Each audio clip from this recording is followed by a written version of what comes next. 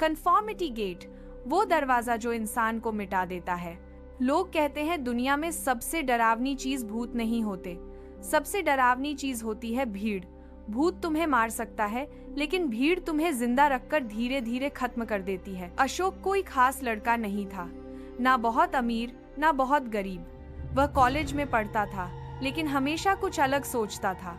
उसके कपड़े पुराने थे, उसके विचार अलग थे, और वह बाकी लोगों की तरह नहीं हंसता या झूठे सवाल नहीं पूछता।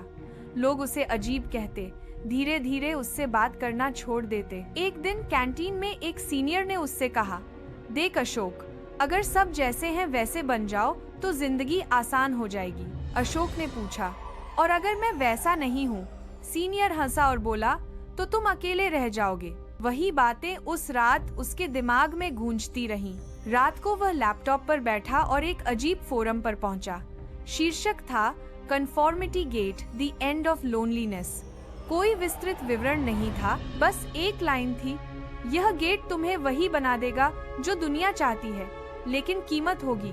अशोक ने सोचा, किस कीमत की बात हो रही है? उस रात उसे सपना आया, घना जंगल, चारों तरफ कोहरा, और बीच में एक विशाल लोहे का दरवाजा, जंग लगा हुआ और भारी।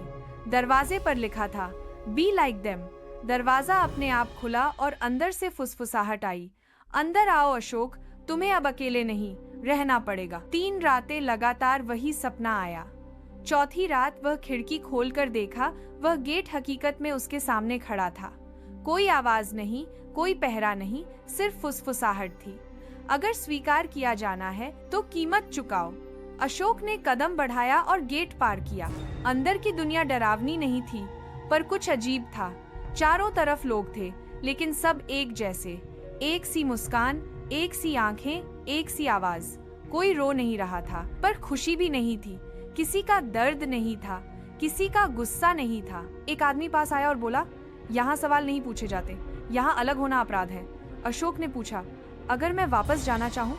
आदमी मुस्कुराया, जो अंदर आ गया वह बाहर वाला नहीं रहता। अशोक को एक कमरे में ले जाया गया।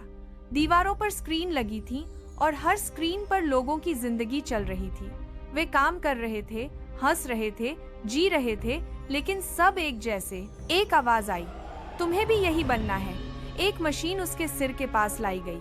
आवाज बोली, हम तुम्हारी यादें नहीं लेंगे, हम तुम्हारी सोच लेंगे।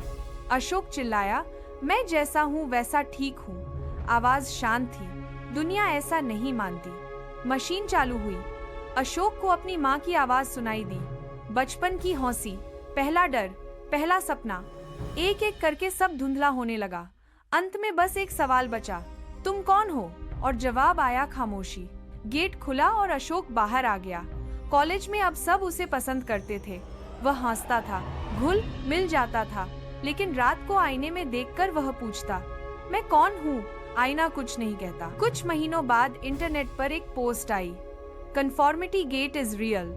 नीचे तस्वीर थी, लोहे का गेट और उसके सामने खड़ा एक लड़का जिसकी आंखों में कोई पहचान नहीं थी। अगर तुम्हें कभी लगे कि दुनिया तुम्हें बदलना चाहती है, याद रखना, हर दरवाजा जो स्वीकार दिलाए मुक्त नहीं करता। कुछ दरवाजे तुम्हें अंदर नहीं लेते, तुम्हें मिटा देते हैं।